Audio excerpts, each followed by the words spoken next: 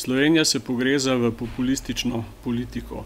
To ni več eksces nekega posameznika ali pa obrobne stranke, ampak postaja prevladujoča govorica iz vladnih palač.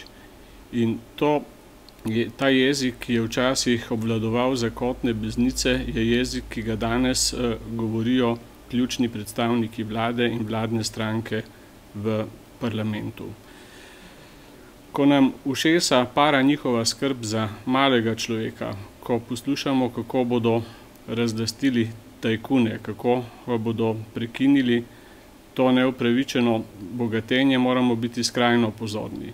Kajti, ko so zasadili prvo lopato, se je ta ustavila takoj, ko je naletela na človeka iz kabineta predsednika vlade.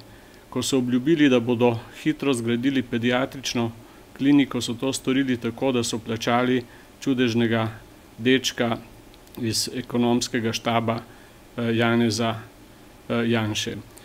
In ko so obljubili, da bodo poslovali transparentno, so to počeli tako, da so se sestajali z gospodarstveniki in prodajali podjetja v njegovem kabinetu. Ko pa je vse to prišlo na dan, potem se je zgodil obrat. Janša je napovedal boj tajkunom. Sklical je parlament in urbi et orbi razglasil, da bo temu storil konec. Kaj se lahko izcimi iz tega? Predvsem bo prva žrtev tega demokratične ustanove. Kajti njemu so v napoto sodišča, kajti sodniki so nekooperativni. V napoto so mu samostojne agencije, kajti njih je nastavila prejšnja oblast. V napoto mu je zakonodaja, kajti zakonodaja pač regulira neodvisno od volje predsednika vlade.